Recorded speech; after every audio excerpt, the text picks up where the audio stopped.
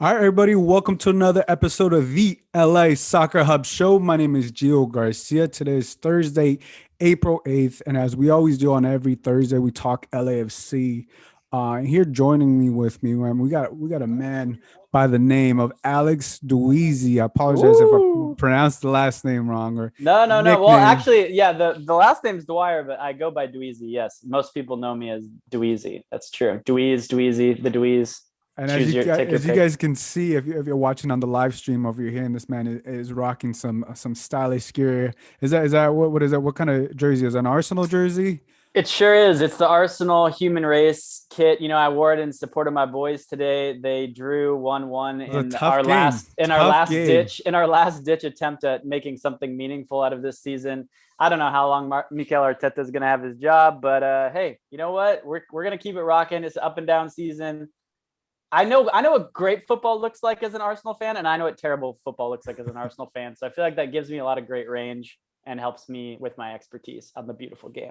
Hey man, nevertheless, you're rocking an amazing jersey. That's a lot. That's a lot of swagger. That's one thing about Arsenal. There's so many Arsenal fans just everywhere. Like all over my Twitter feed, I didn't realize how many people were Arsenal fans. But on Yeah. top of that, you guys have some of the sickest gear out there. The culture of Arsenal is like bigger than the football of Arsenal at this point, I think.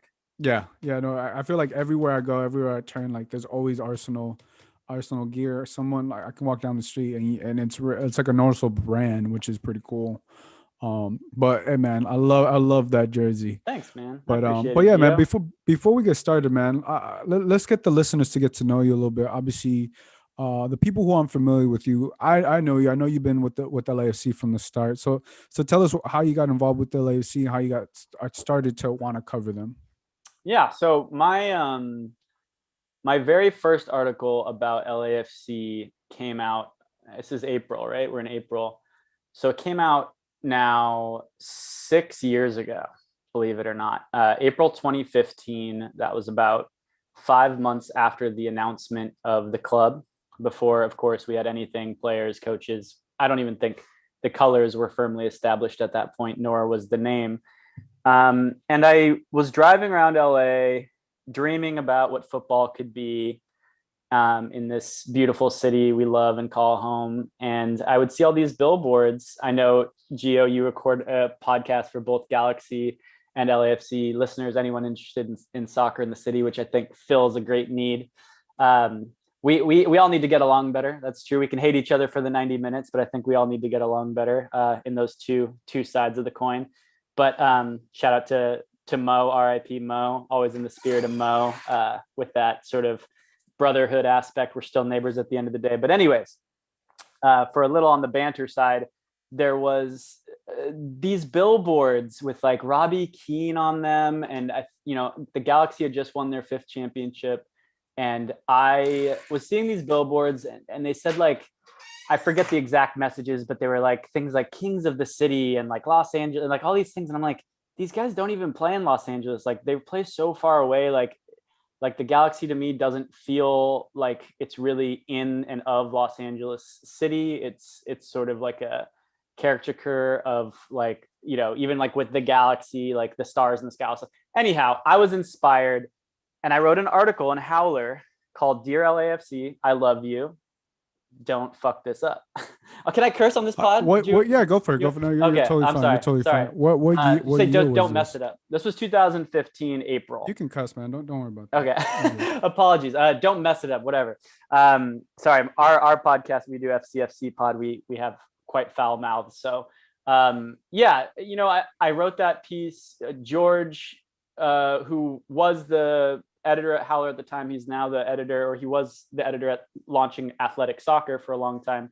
George Chiarishi, I believe is how you pronounce his name. He was great. He loved the idea, and I just really took my time to list the 10 things I thought would make LAFC the most incredible club, and kind of said, I pledge my undying loyalty if you guys do any of these. Or I think I ended up saying like 3 out of 10 of these things, and of course the club would go on to do like 9, if not all 10 of them. And I promised I'd get a tattoo if they did that. I was already a journalist at that point in my life, but I covered music. I wrote about music, and I had covered exactly one soccer game in my career, which was down in Carson the year Beckham played in 2007. For my school paper, I went to Loyola Marymount University, and I covered Nice. Toronto FC against the Galaxy. I believe the Galaxy lost quite bad. In the press conference afterwards, David Beckham acted like a damn fool, and it was just sort of like it just wasn't a great vibe, and I didn't love the experience, and I thought I'll probably never cover sports again. As much as I love this game, I feel like I'm too close to it. I'm too passionate. I love Arsenal too much. I couldn't be neutral. But long story short, that piece in Howler, which at the time I didn't think anyone read or cared about. Fast forward a couple years, once LAFC starts doing the season ticket deposits and people are actually, we're starting to see this thing come to life. I had an opportunity then they were looking for somebody to cover MLS, LAFC for MLS through the inaugural season. So I covered LAFC for that site, MLSsoccer.com. That first year, 2018, starting with the very first story I did was when Bob Bradley was announced, and I got to tour the stadium site with Bob, kind of walking alongside him before he knew who I was. He was just like looking at me like this weird mustache dude's following me into the bank. And talked to him about like his favorite memories of stadiums he had played in. He always said that playing at Anfield and playing in front of the Cop was like kind of a pinnacle for him in terms of playing in front of great stadiums. And from there I got to do a lot of cool things. I mean, I got to write a big magazine story on Carlos Vela. It was sort of his like longest English interview, up until Kevin, I think, just had him for like an hour. I had him for a good hour as well, at the start of the 2019 season, the one that he became MVP. And I wrote this long piece, got to interview Jorge Campos and a bunch of people, put that together for Los Angeles Magazine.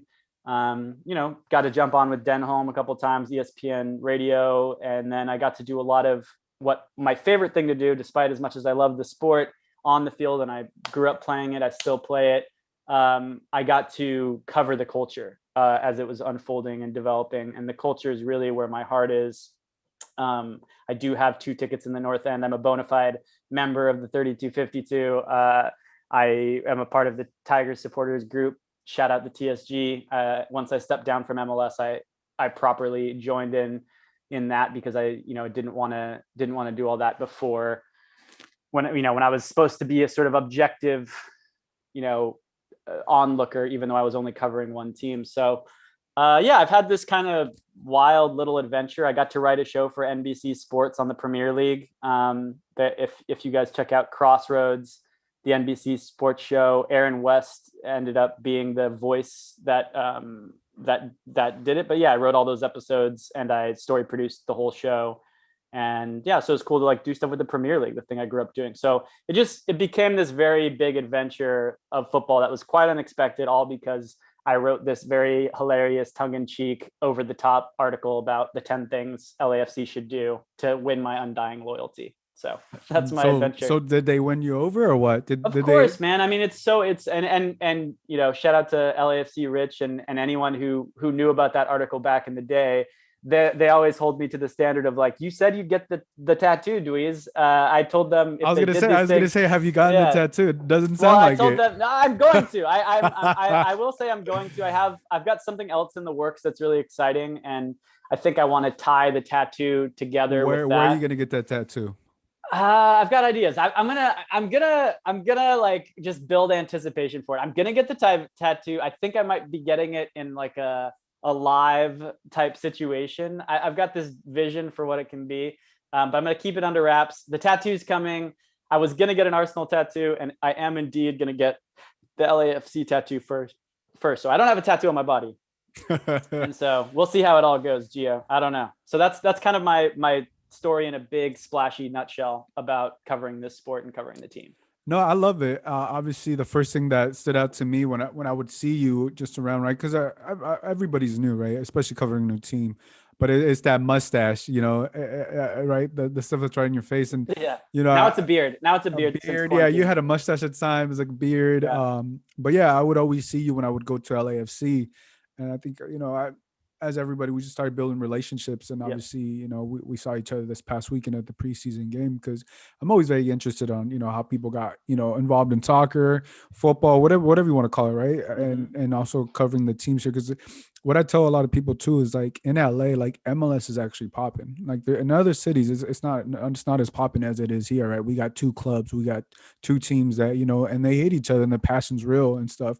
And I really like that, but also like us, right? Our side of the story and how we got to cover the team and how we got in, Yeah. and and then you talk about the article. I never knew about the article, um, which Yeah, is it's still amazing. there. It's still up. It's still up on Howler. I mean, Howler was a great U.S. soccer magazine that got launched on Kickstarter again by George Chiarishi. He believed in covering the sport a different way and honoring the game we have here, but also what the contributions we could make to the global game, which is really, I think, like the intersection of what so many of us who are attracted to LAFC and other versions of the sport here we dream of. And so Howler was great. They ran issues for it, and then they ended up selling. He ended up selling it, but I think due to the pandemic and other financial things, they haven't been able to produce any issues of late. So hopefully it comes back because it was a great magazine. I don't know if you ever had, have you ever got your hands on it, Gio?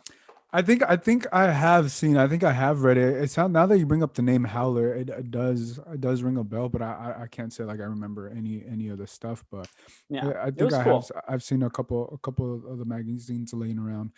But now, like I read, but magazines nowadays is just whatever I get in my Yeah. mail, because there's just so many things out there. Gio, wait, before we go on, you can just give me a quick version. I'm sure your listeners already know, but I don't know how you got involved with covering the sport and covering LAFC. Can you give me a brief Yeah, man. So yeah, no doubt. So I covered so I covered before I jumped on LAFC. Like the funny thing, I'm not even a journalist, to be honest with you. I didn't go to school for journalism or anything. I just Mhm. love sports. I grew up Yep. playing. I played college soccer, and Where'd you right play?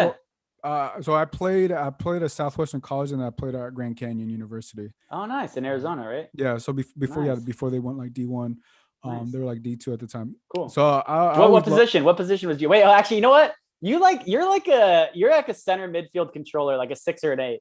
Is that right? I played midfield, but I would play. I was a wing. I was like a Okay, wing you're on and the then wing. defender, and then Dude, I I was played a like right winger. I back. was a winger too. I was a winger, bro. But We're then I was just like, wingers, man, bro. running that Winger, much. winger recognized ringer. Winger, yeah. Yeah, yeah, dude, So you are running so much as a too winger. much, yeah, too much, but we love it. Yeah, so obviously I haven't really shared the story on the pod, but like, um, yeah, so I always wanted to get into sports. So long story short, man, like I never knew about media. I never knew how to get in. So what I would do, I would buy a ticket to the game because once I realized that I want to do stuff in media, I don't necessarily want to work for ESPN or anything like that right off the Hmm. back or anything. I was like, I just want to do my own thing and figure it out. So I figured out like I had to get a website, I had to do all this. So I figured out how to get interviews with players on the field. I did that with the Chargers. I did that with the USC.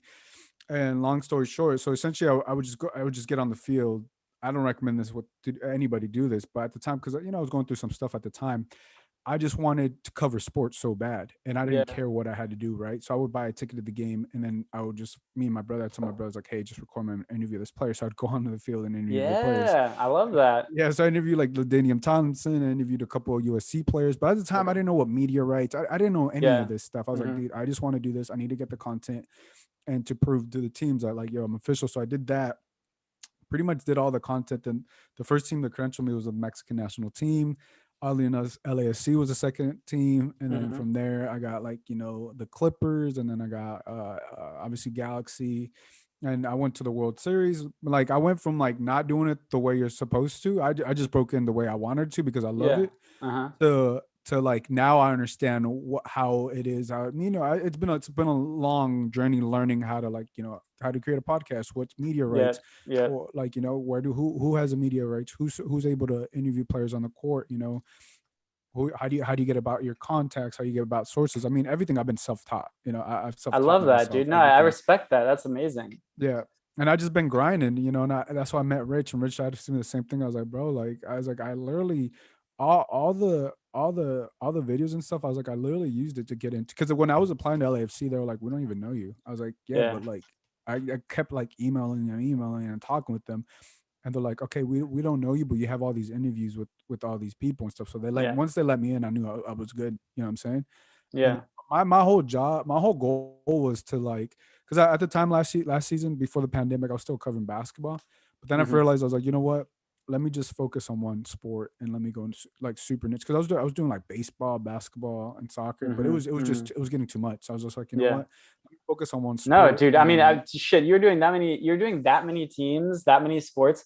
The fact, Gio, that you just do two teams, like that to me is insane. Like it's enough for me. Like bro, LAFC that's it following that is compared to enough for me. Like to yeah, you have to no, like go to it's two media days and know what's going on in bro, football it would season. trust me. It was like I would go. It's not even that. I would go to Clippers, then I would go to Dodgers, then I would go to like I would cover the Sparks, then I would go to LAFC, then I'd go to Galaxy. It was too much. Then I was like, you know what? Let me now. I feel like I don't feel as I guess like that I have too much on my plate. Before I did because I had like a bigger team and stuff, but now it's like it's soccer. I can focus. I know who to contact. I know where the games are at, and it's not going to be as hectic. And typically they play on the weekends, and every now and then they'll have games around. The only time it kind of sucks is when they play at the same time.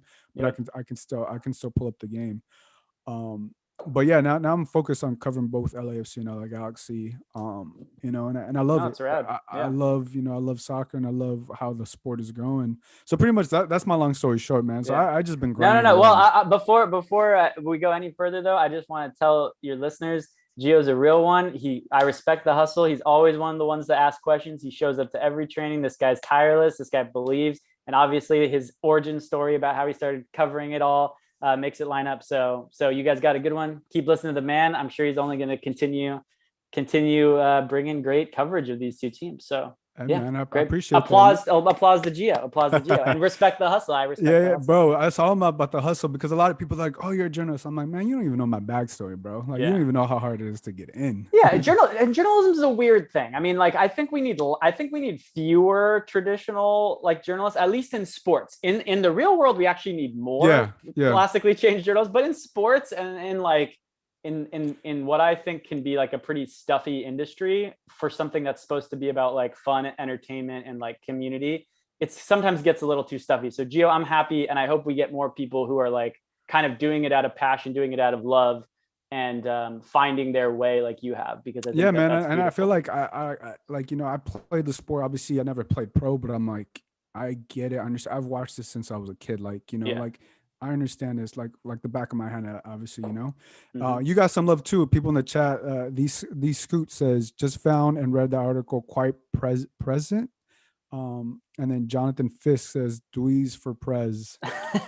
What's up, y'all? Well, thank you, and yeah, check that article out. It's kind of a funny like I said, man, 6 years ago. It's crazy to think now, and of course, like at the time, none of us knew what LAFC was going to become, and I think there were a lot of us dreaming about something around the same time, and people got involved in different ways, and part of the way I got involved was helping to tell the story of this club on and off the field. So Yeah, bro, that's what I love, man.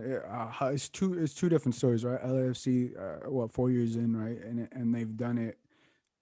They've done a great job, right? It's just building the. If we just talk about the fan base, right? Like how yeah, they built the community and stuff, and how smart they were to do it that way, and they actually do care about the community by everything they do, right? And they yep. listen, to the people and stuff, and I It's love a that. it's a community. LAFC is a community with a football team attached to it, Exactly, rather exactly. than the other way around, And right? the So benefit for me is I can see the differences between the two clubs, right? I can see yeah, the complete difference going to both either LAFC or LA yeah, Galaxy. I see the differences, like yeah.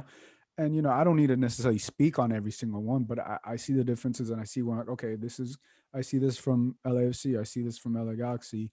But I Hmm. honestly, man, I love it, man. I love seeing this and I love honestly. I don't mind when people talk shit and say stuff to me because this is part of the process. You know what I'm Yeah, I saying? mean, Like, yeah, I mean, you and Baxter both. I mean, Baxter has to cover. Shout out Kevin Baxter, our mutual colleague in the press box. He's got to cover both teams. Anyone who's covering both teams is going to get flack. And I mean, I will say that like regardless, I think most people on all sides of it are glad that two teams exist. Like, we're 100%. glad that we have both. We're glad that it's a real budding rivalry. We're glad that there are these stark differences. I mean, Yep. this is what you want. And I do, we'll get into it here in a second, but I think, from Tristan Blackman to Bob Bradley, the one consistency we've heard this preseason and we've heard all through the LAFC story is they want competition at positions. And guess what? You also want competition at the position of who's the best team in the city. And that's going to 100%. help, both of them push. And it's really an honor and a privilege and a joy to watch it all unfold and to be part of it, whichever side you're on, or if you're in the middle too. It's great. We're becoming the soccer or the football city that we always, hoped we could be. And I think it can only grow from here with obviously Angel City coming through and everything else. So it's just getting started, man. It's just are you gonna cover Angel City? You yeah, think, on of the course, pod? Yeah, of course. that's cool. Yeah. I'm not like delicate like some people to that, but yeah, Awesome. I mean, it's exciting, man. Like, we're gonna have 3 pretty soon, right? But it's the sport just keeps growing, and that's what I love from being here from the start. Yeah, I gotta shout out to Luis from Nikki Sports. He was on our podcast, FCFC podcast, since '86, I believe was the name of the episode. And he once told us on that pod that he believed that Los Angeles could become the most important soccer city or the most important football city in the world, because of not just the professional game here, but the fact that teams come here and play, and obviously the culture side of it and the entertainment side of it. And I more as the years go on, the more and more I start to believe, Louise, and I start to see the opportunity, like maybe this can become kind of the global hub for the game. So a lot of exciting stuff happening. Yeah, I do Totally. see that. I know we're a long ways away from that, but yeah, man. No, I appreciate you sharing your story. And I appreciate you asking about my story too. Of course, brother. But yeah, man. Let's talk a little LAFC. LAFC, Obviously, yeah. obviously you and I were here at we're at the preseason game, right? Yep. Preseason game. Yep. But what were your overall thoughts of the game? Right, we saw a little bit of Kim Won. We saw Pablo start our goal. Mm-hmm. We saw Corey Baird start at center forward. I think those are the 3. I think, correct me if I'm wrong, but I think those are the 3 main positions that everybody was curious about. Who's going to be the goalkeeper? Who's going to be absolutely. back, and Yep. then center forward. So what were your overall thoughts of this game? Yeah, I mean, like you said, I almost don't even think it's worth reading into like the things that actually occur, as desperate as people are to know about them. I mean, there's like some reports online and videos you can see. More importantly is sort of what's being assembled big picture with LAFC right now. And what I think is interesting is, as you brought up, the center forward position, the goalkeeper. You and I talked that day about those being kind of big question marks for LAFC from the beginning. And the right back position, once Steven Beitashour had established himself and Gabber kind of walked out the door, that position's also been in flux. And what we saw in terms of a starting lineup with Tristan playing there and Murillo and Segura partnership in the midfield, in the center defense, and Cheeky out on the left-hand side, that's essentially what I would expect, the starting lineup to be defensively and through the midfield, in all likelihood, maybe apart from Mark Anthony Kaye switching in for Sifu. But this was what we expected. Corey Baird on paper, as he said in the post game, was through the middle, and then Carlos and Diego obviously playing their usual positions, and we had Pablo starting, but could have been Vermeer. I think the biggest thing about this season, Gio, and I think we may have talked about it, and I looked it up before we talked because I just wanted to see. I believe in 2019, so off season between 2018 and 2019, it was 12 players in, 5 players out, so 17 transfers. 2020, 11 players in, 14 players out, so it's like 25 transfers. Between this season and this season, or 2020 and 2021, it was only, and I'm sorry, to the very beginning, 17 out, or 17 in, 17 or 12 out from 2018. So that was 29 transfers. This season, only 6 players came in if we exclude Murillo. Murillo is technically like a new signing, listed as a new signing, but he played last year. So only 6 players came in and only 8 players went out. So that's only 14, which is dramatically less. So we're seeing the least amount of roster turnover in LAFC history. And we're seeing, I believe, what Bob has always wanted, which is consistency. And in a way, it's sort of anticlimactic in the world of global football. Everyone's always excited for the new signings and the new, everyone knows transfer news is almost as big as like, who actually wins the game nowadays, right? Because people care so much about players coming in and out.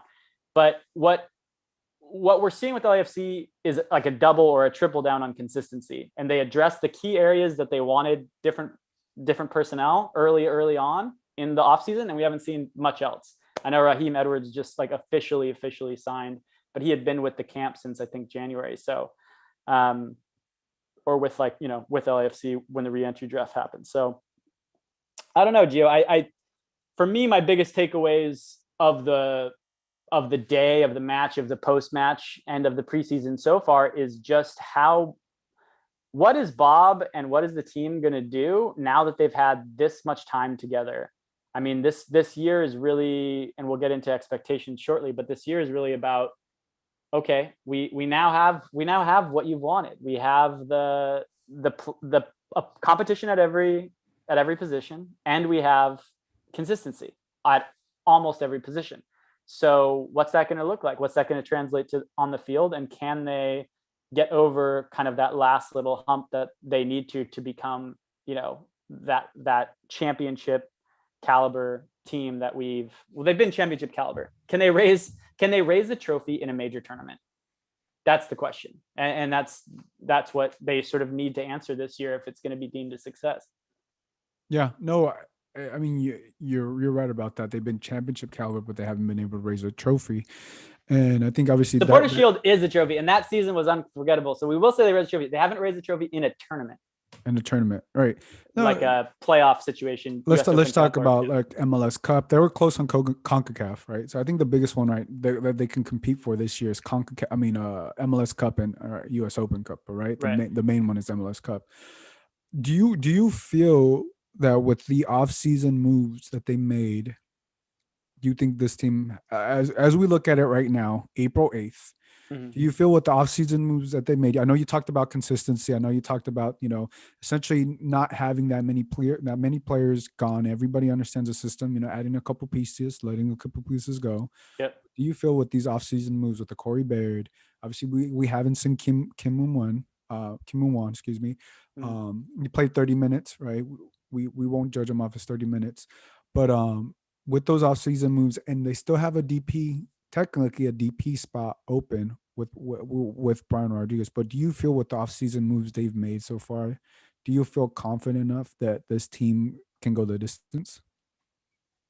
If we hold on, and this is sort of jumping ahead in your questions that you had sent over, but if we hold on to the players that have been rumored to depart either now or say in the summer, if this team that exists now more or less arrives intact, even if there's a couple injuries, this is the best team in MLS by a long shot. I mean, and they've proved it almost at every position. And you have back-to-back Golden Boot winners. Even if you lose one of them at a time to an injury or to an international break, or if Diego gets sold halfway through the season and they replace it with someone else, I still think that this is by far the strongest squad in MLS by far. And they have Bob. I mean, they didn't have a coaching change. I mean, the irony is because of the lack of changes, it seems like there's a lack of news with LAFC. But the biggest news is that they've kept on to these players. I mean, Edward Atuesta, Diego Rossi, Eddie Segura, Mark-Anthony Kaye, Latif Blessing. Every week, every month, there's a new rumor about one of them leaving. And guess what? After the season, some of them are going to go. Some of them might go during this season. And so LAFC's moment to get the best out of this, this current group of players is really now. And I do think that the offseason moves, the more I think about them and the more I, even with the question marks that exist, the bottom line is they have competition at every position. The bottom line is that they brought in Corey Baird, a player that the more I think about it, I don't think they brought him in to score goals. We all want them to bring in a striker because we're traditional football fans. I don't think they brought him in to score goals. I think that they brought him in to be as Bob said, the fluid third piece of of the most potent attack, arguably, that MLS has ever seen between Diego Rossi and Carlos Vela.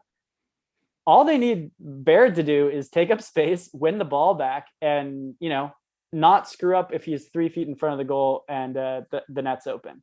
So I do think that the more I think about it, the more I think that, and the fact that they have a floating free DP spot, if they use it this year or not, if Brian comes back or not, I think that this remains still the strong team. However, if they lose an Edward Atuesta, if they lose a Diego Rossi, or if they lose both of them and they're not able to replace them, then you're if you start talking about multiple key pieces being lost, now you're in trouble. But normal injury withstanding, yes, this team is by far the best in MLS, and they should win everything that they play for.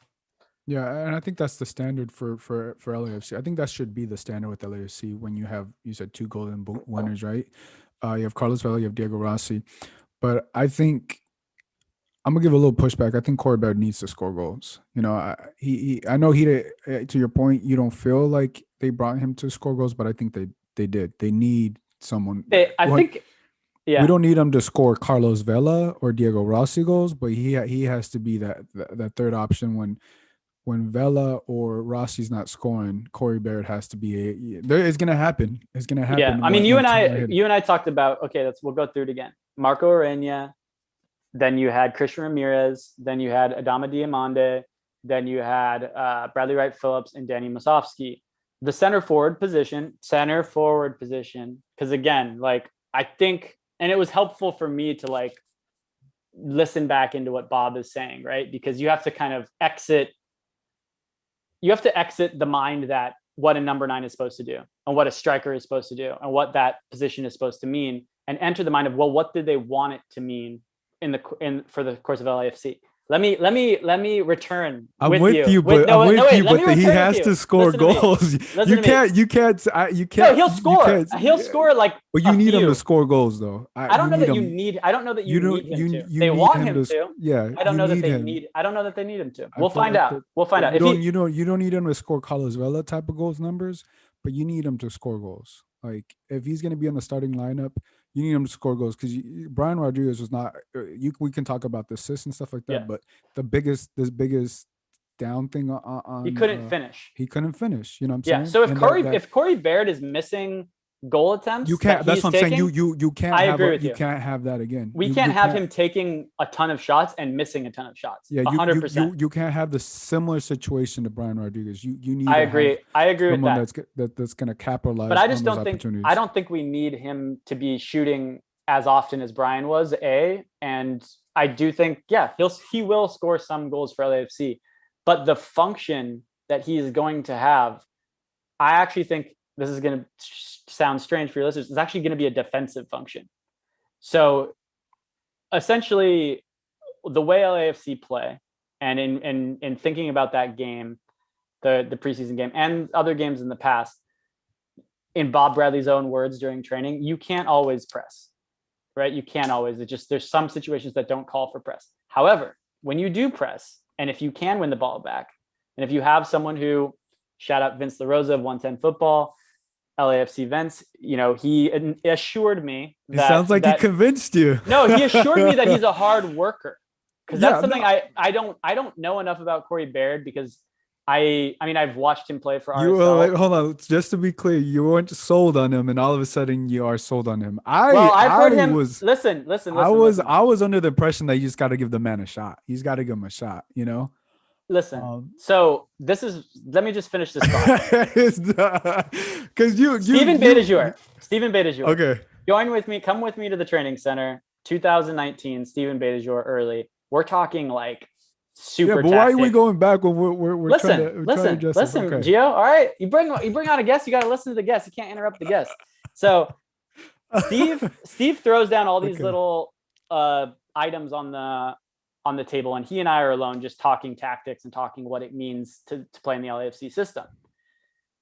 The thing that we all forget about winning the ball in the attacking third of the field is that all the players who normally have to, run from midfield or transition through this and they have to exhaust all these spurts of different moments. You can be as infit as you want, but if you have to run a 30-yard run before you're going to try to make a key pass, or like a 40-yard run if you're going to try to take a good shot, or if that's like a 3-stepper or a 4-stepper, you're going to have a lot more composure at that time, right? Mm-hmm. And so what Steve described, and why the key to LAFC's success in 2019, I would say, is their ability to win the ball back quickly.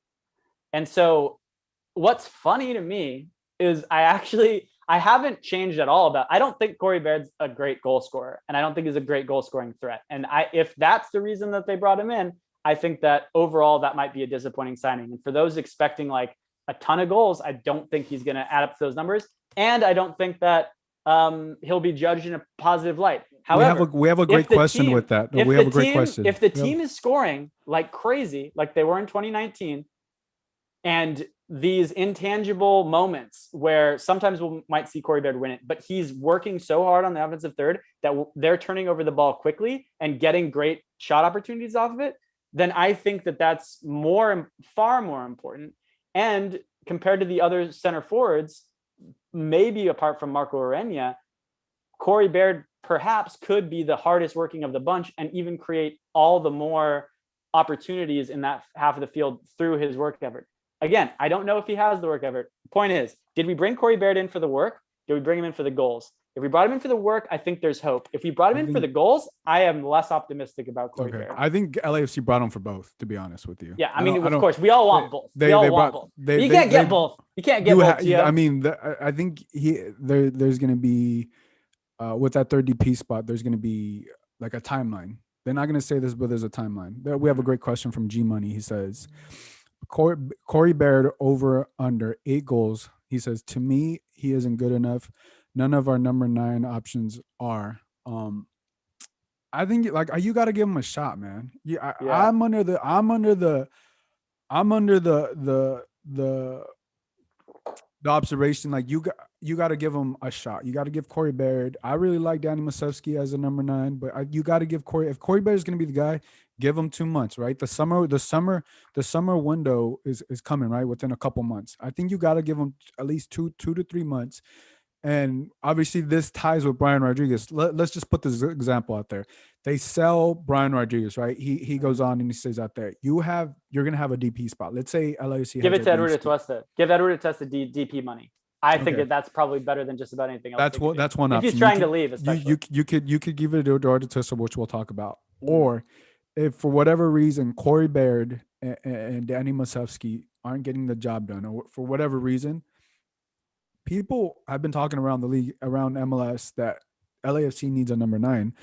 Bob Bradley, the front office, they may disagree, right? They may like the 3 rotating wingers, right? I asked Corey Barrett, hey, do you feel better as a number 9 or as a winger? He said as a winger. So you literally have 3 wingers playing right in that 4-3-3 in the up top, right? If for whatever reason Corey Barrett or Danny Masevsky aren't able to get the job done and within 2 months between the summer transfer window and the caveat and Brian Rodriguez is sold, and you have that DP spot, then I think you start to look at the striker, but you have to give him a shot. You have, because that's why LAFC brought him. Absolutely. I mean, absolutely have to give him a shot. I think, but what I mean by that, he has to score goals though. His shot is scoring goals. I think he has to not miss goals more than score goals. It can't be a Brian Rodriguez situation. He has to not miss goals more than score goals. And I think the more important category than how many tallies Corey Baird has, especially goals, will be how many opportunities are LAFC getting when he's on the pitch? Are they knocking teams out like 5-1 and he's not on the score sheet? Who cares? Because I bet he's providing a lot of things. And if he's happy, if he's in that impacting role, the game, that's a different exactly. story. And I think they brought him to impact the game. But and Brian Rodriguez did not impact a single game for LAFC last year. I disagree. I mean, Brian Rodriguez. What game though? So Brian, what game exactly? What game can you think off the back of your mind and be like, oh, because of this game they won a lot of games. I mean, I don't know if I can say they would have won or not. No, what game do you remember being like, oh yeah, Brian Rodriguez won LAFC, helped LAFC win this game? The one up in Salt Lake. Come on. And so, like, Meaningful game. Meaningful game. I mean, it was tough to say which games were meaningful and which ones weren't in like that crazy That's season. what I'm saying. Look, I don't want to throw shade on him, but I feel like Brian So Rodriguez. I Brian, mean, Corey Baird has to impact the game. If he's not in a different scoring, way, but yeah. I mean, but yeah, they're if so he's not different. They're scoring, but yeah, if he's impacting the game and he got the assist, he got the flick off the head that went to Rossi de Vela. Okay, you live with that. exactly. If he's So being effective, it's a different story. right, and I think the issue with Brian Rodriguez, for one thing, I do think Brian Rodriguez didn't have as bad of a season as a lot of people say. I mean, I believe he created the third or fourth most chances in MLS and had one of like one of the most highest rates of like successful dribbles. So he took on players, he did all these things. The problem was he could not finish and he tried to score a lot.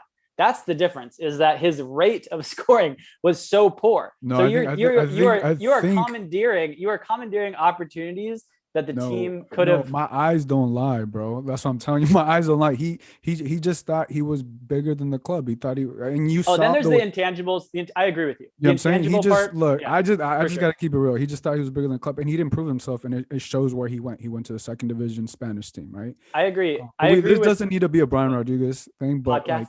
like, yeah, it doesn't Yeah, because he's over there, right? Over, yeah, and then we have another great question. He said, if he's the Scott says if he is helping effectively press, then Bear will be hugely valuable. 100% agree with that. 100%. I T mean, Money says Aguero. and I Yeah, I think, mean, well, I think if let's also add the caveat to your point about Brian's attitude and his seeming inability to sort of jive with the rest of the team in the way that we needed. If Corey Baird scores 0 goals for whatever reason, but he's contributing in a positive way, and that 0 goals doesn't become an issue in his own mind to where he like lowers like his it did ability with to, Brian you know what I mean? Rodriguez. Yeah. Yeah, because for some people, they do need the goals, they need the stats to feel good. If Corey Baird is the type of player that can be unselfishly involved in terms of statistics, like say a Latif Blessing, who I believe, you know, he always famously said that, you know, and he started in KC as a winger, right? And we've used him in so many different positions, and Latif is rarely on the score sheet, but it's hard to argue that Latif's contributions to LAFC aren't, you know, in the top 3-4 players on the team. And so I think that if Corey Baird can maintain his contributive attitude, his collaborative attitude in the locker room, on the pitch, and he cares about winning the trophies more than scoring goals for himself, I don't think it matters how many goals he scores. That's my only point. And I agree with what you said earlier about giving him a chance and that maybe he will surprise all of us and score a bunch. I'm just way less confident in him being effective that way than I am in, you know, these other intangible and sometimes tangible roles he could play with the LAFC attack. Yeah, I mean, to your point, not that many people were the fans, right? Not that people. It wasn't a signing, even for me, right? It was a letdown for me when I saw the signing. It was a letdown because I was like, wait, what is it? And then, like I said, and it wasn't just the conversation with Vince.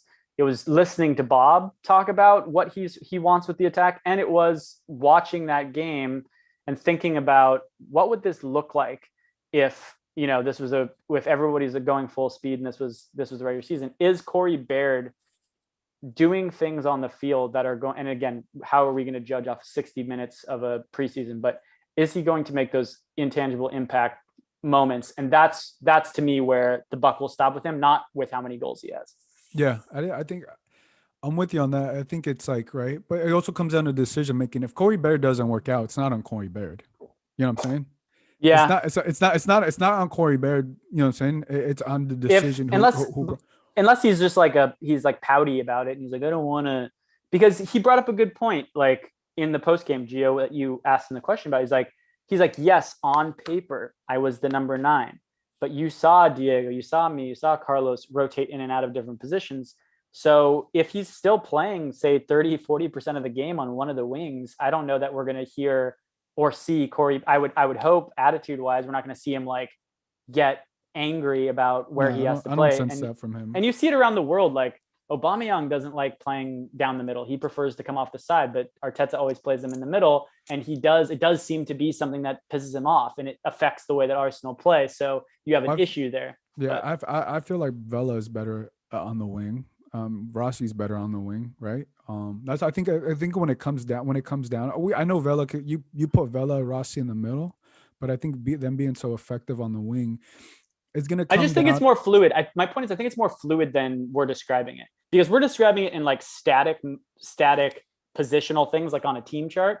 But in the course of the game, these guys are like, and I actually think that that's, you know, an advantage to Bob's system, is it actually makes it more difficult to defend because things aren't really pinned down in the way that maybe would be easier to prepare against, because you're just going to have these three players like swirling against each other and one or two guys that can come off the bench and offer like this, that, or the other quality that those players might not be able to offer. And so I think it's terrifying to defend. And I do think it's a big reason why, again, since LAFC came into the league, I believe no team has scored as many goals, and no team has had more points or had more wins in 3 years. So it's not really like if we're like sort of like trying to armchair analyze Bob's decisions on this, he's sticking with the same system he's stuck in the whole time. The question is can Corey Baird have that function better than the aforementioned other strikers? And I guess that's the thing that, like you said, Gio, we all need to give him a chance to do. Yeah, I think you just got to give him a chance. And I know it's unfair to say 2 months, but that's when, or 2-3 months, whenever the summer transfer window is. I think, and if it doesn't work out, it's not on Corey Barrett. It's on the decision making. To be honest, Masovsky's not a bad option. I honestly, I like Danny Masovsky. I think Danny we barely got to see him play, but I think he's a better goal scorer than Corey Baird. I haven't seen Corey Baird enough to say that, but I would put my money on Danny Masovsky because I just like his confidence. I've gotten to know Danny Masovsky. I've gotten to know his mentality, right? It's a mentality, and it's also like I go off the eye test and what I see, and I'm like, okay, like that. I think another year in with the system, it's going to make. I expect Danny Masovsky to take it to the next level. Quickly on the chat, he says, the Scott says Rodriguez improved as the year went on, but the chemistry was never quite there. Cohesive press on defense. Okay, that's fair to say. Yeah, it wasn't there. Good point. Good comment. I think he was already ready to go, and that's what it is. I think another role, right? Well, we were talking about this. You and I were at the game, right? Mm-hmm. So, and we saw that Tristan Blackman. I really like Tristan Blackman at right back, and I didn't know beforehand. I don't know how I missed this, but I didn't know that Kim Moon-Wan was injured. I don't know how I missed that. I just missed that, and a couple other people told me that was his right knee, I believe. Mm-hmm. So he came in. He came in the second half. He only played 30 minutes. But I will say he did have two bad passes, and one of the passes he almost scored on Pablo Cisnegas, and the other one he gave it to, I think it was like a forward of New England Revolution. It's unfair to judge him on 30 minutes, but he had two really bad passes. I didn't know about his knee injury. I don't know when it happened. Whether it happened at LAFC training or it was before he got there. But I was under the impression, with all the curiosity they were building him up. I thought he was going to be the starting right back, but I don't think that may be the case. One, because of his injury, and two, because how good Tristan Blackman looks. Yeah, I thought Tristan Blackman answered. I believe it might have been you who also asked him about this question of whether he earned a starting spot. I don't think that this team thinks in those terms, unfortunately. As frustrating it is for those who cover the game, and believe me, I had MLS editors always asking me to get I know. starter. Who's you want to know the who's reason why I asked that? Uh-huh. Because I know he knows he's a starter. I know he knows. No, Gio. I actually think the reason why he answered that is that that's not how it works at the club. Like, yeah, I know that. I know that, but I wanted to see where his confidence was. You know what I'm saying? I wanted to see. Some players are like, you know what? It's whatever the coach's decision, but I'm ready. If I'm gonna be the starter, I'm gonna be the starter. But I just don't think it's and again, people can say I'm making it more complex than it needs to be, but I don't think thinking in terms of starting. But if you let me put it this way, Danny Masovsky. I asked a similar question with Danny Masovsky. It was like when Bradley Wright Phillips was there, and I forgot who was there last year. This is what Danny Masovsky told me. He's like, I don't see myself. I see myself as a starter, and I was like, that's when he first got on my radar. I was like, okay, well, Bradley Wright Phillips starting. A few months later, Danny Masovsky was starting for LAFC. Obviously, Carlos Vela got injured. There was so many Adio left. That just that's what I saw in Danny Masovsky, and Danny Masovsky like proved it. You know what I'm saying? And I know Tristan Blackman, he's just gonna let his game prove it. And I think the way he played, to me, he's a starter. And especially with Kim Moon-Wan having this injury, if the season were started today, Tristan Blackman's gonna start, right?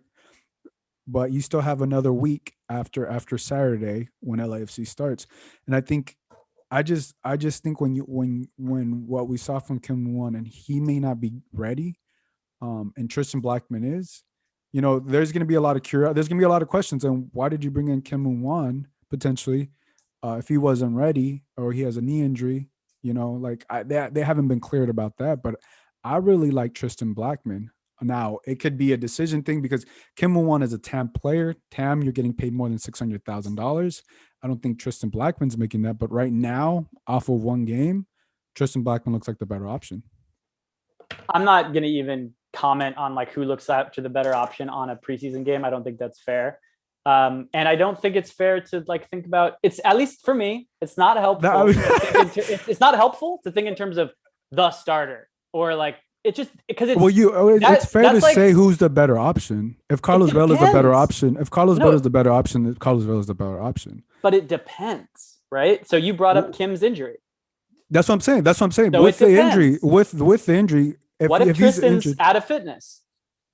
He's not out of fitness. What if Murillo's injured and we need Tristan in the center? Okay, then you put. Or what if Tristan Segura? What if Segura is playing well or has a baby? Or my point is like no, but Gio, I'm serious. I don't think it's helpful to think in terms of like definitive. But how did we start this podcast though? You have depth at every position. Exactly, and that's you want competition within the club, right? Yes, exactly. That's what my point. That's exactly what my point is. So that's I know you don't want to get probably you don't want to upset some people at LAFC or whatever. No. I'm happy to give my opinion. This is what I really look, think. man.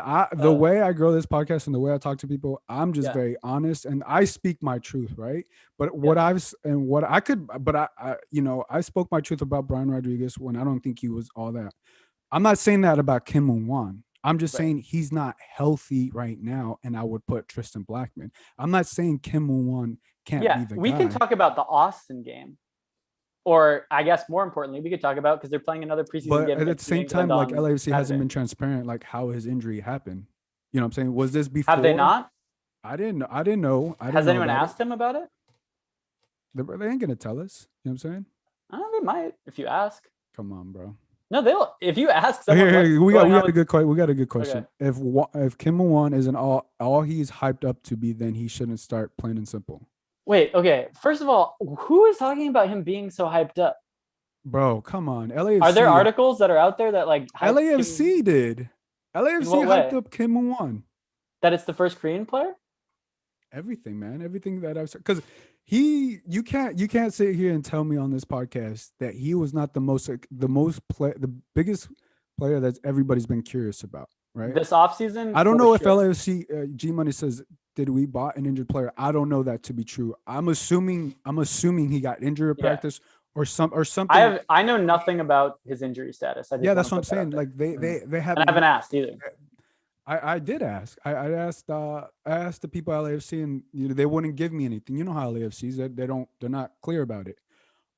But we have to go off assumption because that's how LAFC is. That's how some teams in the MLS are.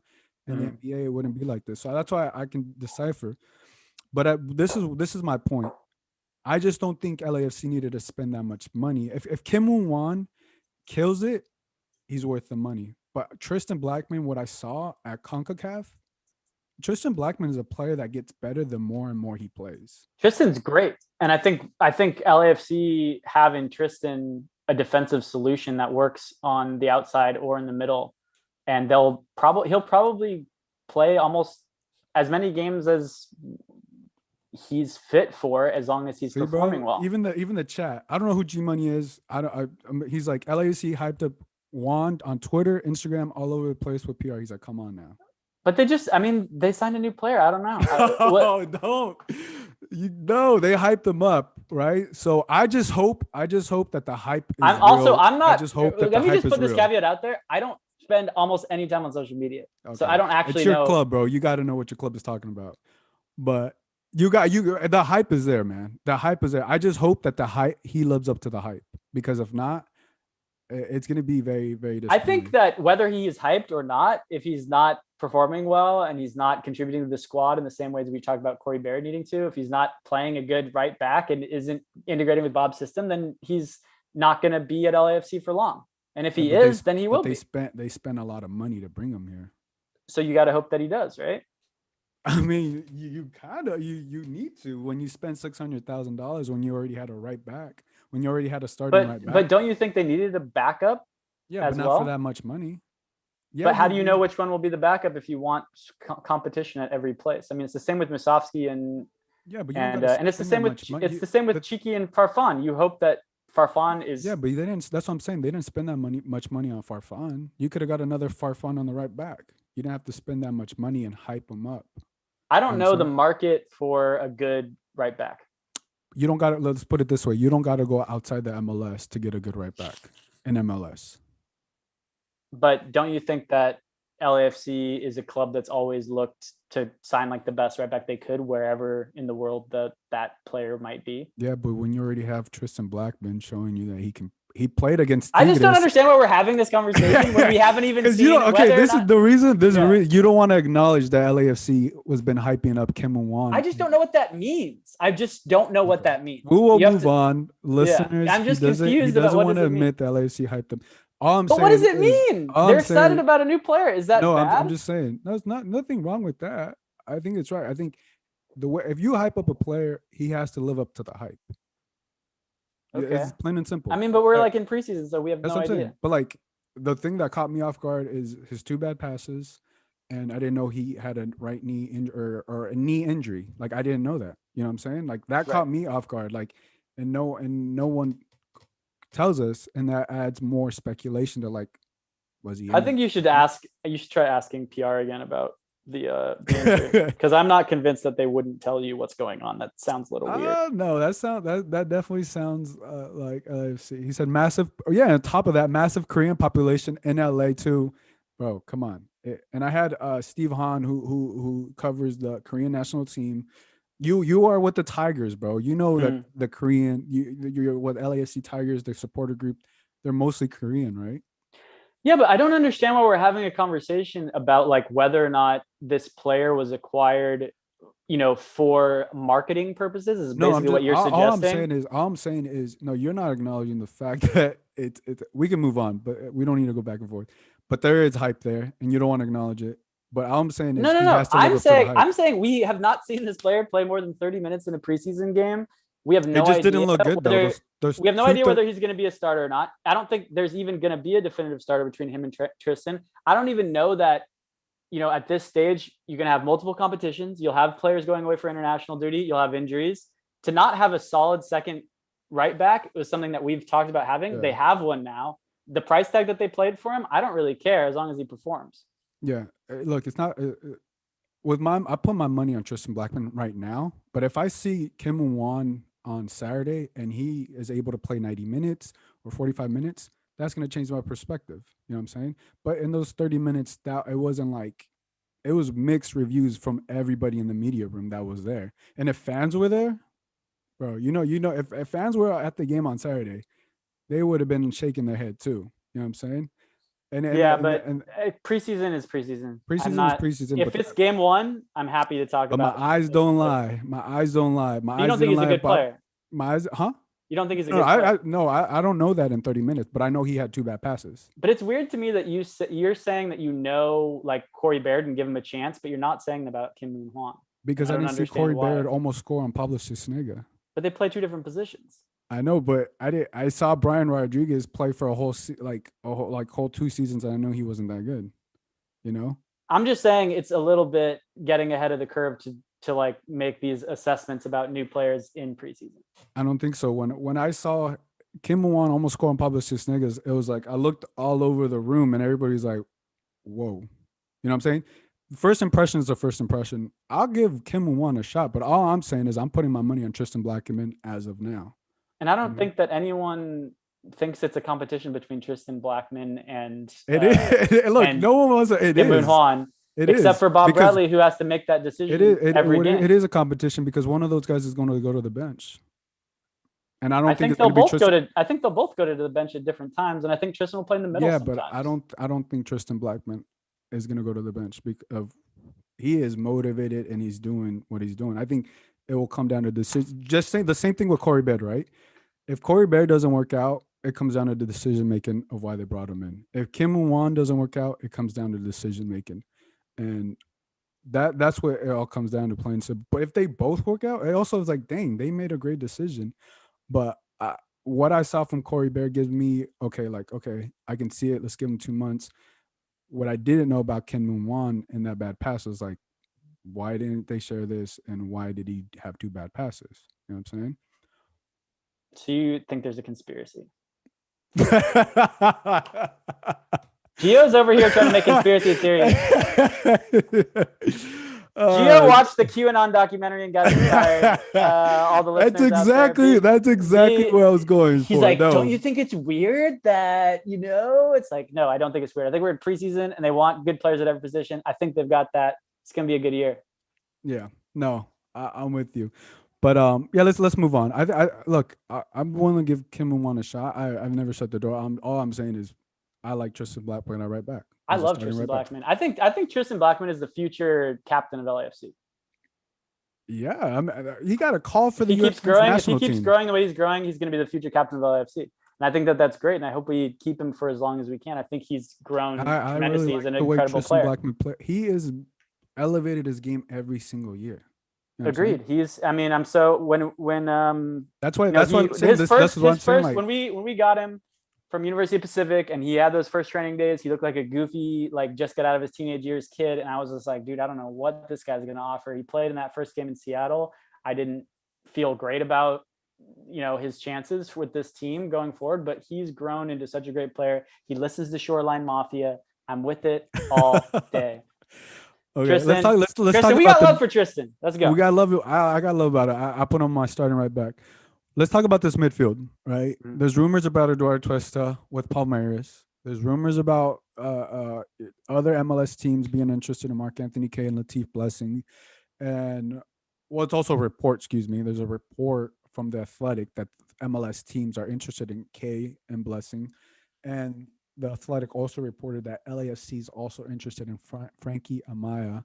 I believe he plays for FC Cincinnati. There's a couple other teams as well. Frankie Amaya played here in Southern California. I believe he played at UCLA.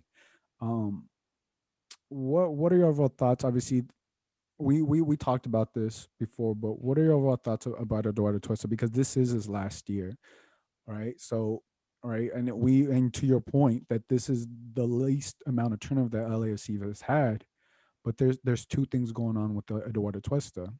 They could either trade him, sell him in the summertime, or they don't sell him and compete for a championship. And at the end of the year, if he doesn't re-sign with LAFC during the season, you talked about earlier that you would give him the DP spot. I think that's fair. But does LAFC want to use a DP spot with Eduardo Tuesta? We don't know that. There's a lot of things at play, right? LAFC would have won the CONCACAF Champions League final had Eduardo Tuesta been in the game. I don't know that there's a better midfielder in MLS. I would give Eduardo Tuesta the DP spot if I was the one doing it. If that's what it came down to, we don't know about what's really going on behind closed doors with contract negotiations, rumors flying around this and that. I will adhere to what I said at the beginning of the podcast, which is I think that what the front office has done this year has been in line with what Bob has talked about for a long time, which is wanting consistency, which is wanting people who know his system. He has a lot of those pieces right now. There's no guarantee that they're going to be around next year, much less the full entirety of this year. Whatever they have to do to keep the team intact, at least through the duration of the season, unless there's like a screamingly better upgrade, which for a lot of the positions on their pitch, I don't know that there is going to be. You just got to hold on to these players, man. You can't let Tuesta go. I don't think at this stage in where LAFC is at and what they're trying to do, this is such a huge year for them. Let me remind you, Gio, year one, lost in the semifinal to penalties in Houston US Open Cup, semifinal US Open Cup. Year two, lost in the semifinals to Seattle after winning the Supporters Shield, semifinal of a tournament. Year three, lost in the final of the CONCACAF Champions League. You know that what has to happen for LAFC this year is they have to win a tournament. They have to win MLS Cup, or they have to win US Open Cup, and anything below either of those two, or even both of those two, that's the expected. They're going to win one of those two. That's what's expected. If they win them both, then I think it's a successful year, and they could win all three, including the Supporters Shield. But if they lose a key piece, and I would argue the only player more important than Edward Atuesta on the field is Carlos Vela. It's the only player more important. I think you could lose Diego Rossi and it wouldn't impact you as much as losing Edward Atuesta. So yeah, as long as you have Carlos, that's why I think he's worth the DP slot, and that's my story. I'm sticking to it. Gio, I got like 5 more minutes, FYI, okay, and then I got to bounce. That's fine. I'm not mad at that. Yeah, so that's my take. Totally I know that there's rumors, and look, I'm not surprised that people in MLS want one, if not all, the pieces of the best midfield in MLS over the last 3 seasons. So it doesn't surprise me. I also think that if they end up losing one of them, the onus is on Bob to, pull another magic rabbit trick out of his hat. Something he doesn't get a lot of credit for is bringing the best out of players and remaking players and putting them in different positions. Because, mind you, I remember after year 1 when we lost. He does get the best out of players. When we lost Benny Feilhaber and everyone was making a big show, how are they going to replace the midfield? And then we lost Lee Win. What are they going to do about the midfield? And, the midfield's only improved. And we have Pancho Janela, we have Sifu, and who knows what other tricks they got up their sleeve. I'll trust Bob's development of players until I don't see it working. And yeah, I think that in this case, in this scenario, like I said before, I think LAFC got what they wanted out of the transfer window, which was not a lot of change. And they offloaded the one perhaps infectious piece of the puzzle in Brian Rodriguez. And otherwise, I don't know. Things are looking pretty good for LAFC right now. And I think that if you're an LAFC supporter and you're disappointed about the not having the number 9 or a goalkeeper, that's understandable. But that's just because you're spoiled with everything else you already have. Okay, he's calling him spoiled, but hey, there's nothing wrong with that. I'm with you. We're gonna let you go, but I'm with you. I think Eduardo Atuesta is worth a DP spot, but does LAFC see that? Because would they be willing to give him that DP spot? And a lot of this thing is tied down to Brian Rodriguez. If they can't sell Brian Rodriguez, are you going to loan him out again? You know what I'm saying? Who knows, dude? The MLS contractual stuff, I will say this. There are some great people. Gio, you probably know a lot about it. I know Paul Tenorio of The Athletic. The structure of how MLS gets and sells players is so confusing and so maddening that I don't even theorize about it. I wait for players to come in or I wait for players to go, and then I think about what it means, because speculating on it drives me insane. Well, now that I've understand it, it gives me understanding of how the teams make decisions, right? So whether it's LAFC or LA Galaxy, I can make my assumption off of that, Well, this is why you're the hustler. This is why people need to listen to the LA Soccer Hub pod, because Gio's delivering the goods. And we're gonna show you all these posts LAFC made of Kim Moon-Won. But anyways, I'm not gonna hold you to that, man. Brother, I appreciate you being on. You have some of the best swag. At some point, we're gonna bring you to the backyard and we're gonna talk a whole bunch of football things about your Grand Canyon playing days and other. Bro, let's do it. Let's do it. And we're not going to talk about anything that actually happens on the pitch of LAFC. That's totally fine, because that's how we do the FCFC pod. But for the listeners out there, my boy Ryan Wallerson, Josh Gross of the SoCal Daily News Group, the 3 of us do a podcast called Season Pass, where we only talk about the beautiful game. It's a quick little 30-minute. I think I've listened to one episode. What's his name? RC Wall. He's not here, huh? Where'd he go? Wallerson went back to the East Coast, but know, guys, we're in the Zoom era. People can come in and out. Is he still on? He's still going to be following the game. He's a great sports mind, like Gio is. And so, yeah, tune into that. Check it out if you want. And if you're into the culture one, check out FCFC. We're going to get Gio on, get him over to the backyard and talk about oldest football memories and other hilarious things. Bro, and I'm down. I'm just ready for this year. I'll probably see you in the press box at some point. It was great to see you in person the other day. And fuck, dude, thank you for having me on the show. Yeah, no, brother. And shout out to all the people who are listening and asking questions. It's amazing. Bro, these were some great questions, man. These were some great questions. Hard-hitting questions. Let the people, obviously, FCFC, but let the people know where they can follow you. I just personally followed you on Twitter. So give your boy a follow back. As I said, I'm awful at social media, but you are? The podcast, FCFC Pod. Why are you off of social media? No, awful. Like my relationship with it is like I'll go like several months sometimes without checking it. And then I'll like go through these periods. I know it's important and I know it matters, but I also think it's almost the worst place in the world. So It's- FCFC Pod, it is. LAFC Season Pass on Instagram, on Twitter, and that's it. Check it out. Love you guys. I got to roll. The city is calling my name. The people are calling. Well, hey, here, let me just sign off. Let me just sign off because that's not how we sign off here. Okay, sorry. I usually do the signing off here on this Okay. podcast, but well, guys, if you give this man a follow. I mean, if you guys are listening to the podcast, check out the live stream. Check out his Arsenal swag. Dweezy is a great guy. We could still win Europa League somehow. Yeah, Dweezy is a great guy. Thanks, man. You gotta hang out with us. But guys, if you guys enjoyed this episode, make sure to give us a 5-star rating on Apple Podcasts. You can listen to this podcast on Spotify, wherever you get your music. Join us on Thursday nights. Every Thursday night, we're talking LAFC. You guys can follow me at Gio Garcia LA on Twitter. Make sure to follow us on LA Soccer Hub on Instagram, Facebook, Twitter, wherever you get your music. Play that Shoreline Dweezy. Mafia after you listen to the pod. Shout out Tristan Blackman, Swaggy T. What's up? So for Dweezy, this is Gio.